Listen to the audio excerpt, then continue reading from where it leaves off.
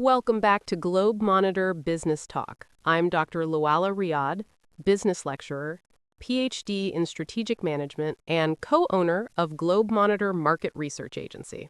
And I'm Bassem Mustafa, lead market analyst and co-owner here at Globemonitor. If you've ever had a $1 million idea, today's episode is for you. Oh, yes. Because before that idea becomes a business or burns through your savings, it needs one thing: validation. Exactly. Most founders build first and validate later. They spend months designing, coding, or ordering stock, only to realize no one actually wanted what they made. And the truth is, validation doesn't have to cost anything. You can learn more from 10 honest conversations than from $10,000 in product development. So let's start simple. What does validation really mean? It's the process of proving that your idea solves a real problem for real people who are willing to pay for it. Right. It's not about asking, do you like my idea? Because people are nice. They'll say yes. The real question is, would you pay for this today? That's validation. Exactly. Let's give an example. A few months ago, a founder came to us. She wanted to launch an app that connects freelancers with short-term gigs in her city. Great concept, good design, but she hadn't talked to a single freelancer yet. Classic. So we told her, close the laptop, go talk to 10 people who would actually use it. She did, and guess what? Most freelancers said they didn't need another app. They already had too many. What they actually wanted was faster payment and fewer fake job posts. And that changed everything. Instead of another listing app, she built a platform that guarantees payment protection. Same market, same audience, completely different value proposition. That's the power of validation.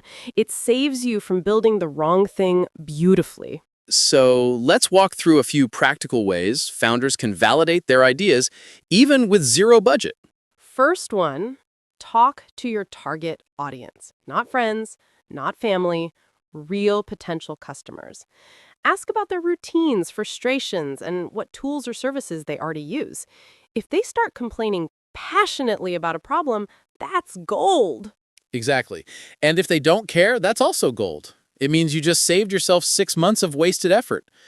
The best ideas come from solving real pain, not imagined ones. Second, observe behavior, not opinions. People might say they'd use your product, but do they actually act on it? For instance, will they click a join waitlist button? Will they pre-order? Will they share it with a friend? Those small actions show genuine interest. That's where simple validation tools come in. You can create a quick landing page using free platforms, describe your idea clearly, show the benefit, and add one button like Join Beta or Get Early Access. If no one clicks, you know something's off. And don't worry about making it perfect.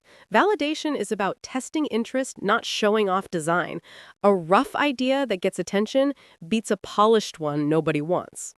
Exactly.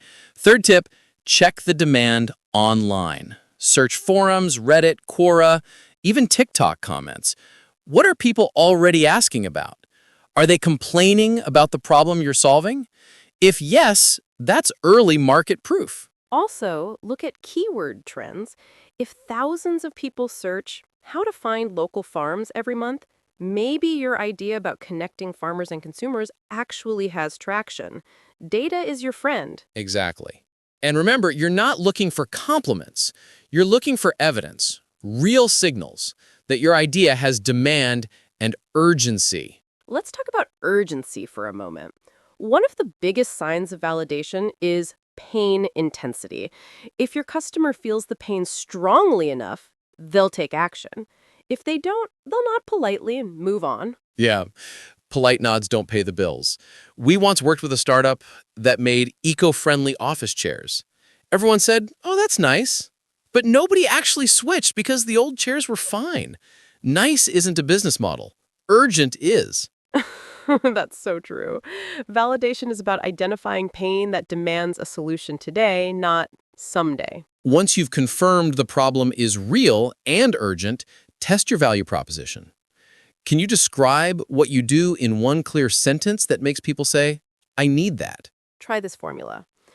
for specific audience who struggle with pain point, we offer solution that delivers specific result. If you can fill that in easily, your idea is getting sharper. And once you have that clarity, you can start pre-selling, even before building. Offer early access, beta spots, or concept demos.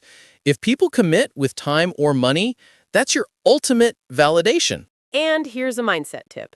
If you're afraid to test your idea because you might discover it's not good enough, that's exactly why you should test it. Better to learn now than after you've invested everything. Perfectly said. Validation isn't about proving you're right, it's about discovering the truth faster.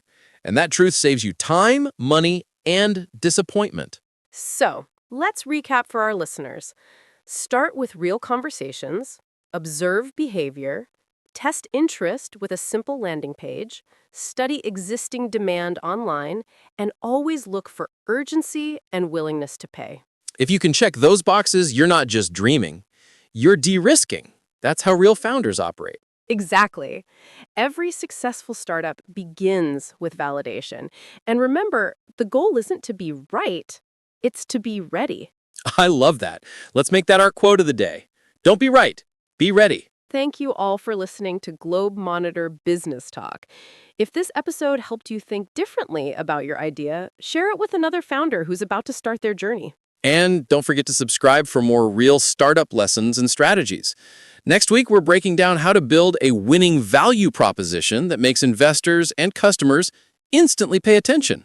Until then, keep validating, keep learning, and remember, the smartest founders test before they build.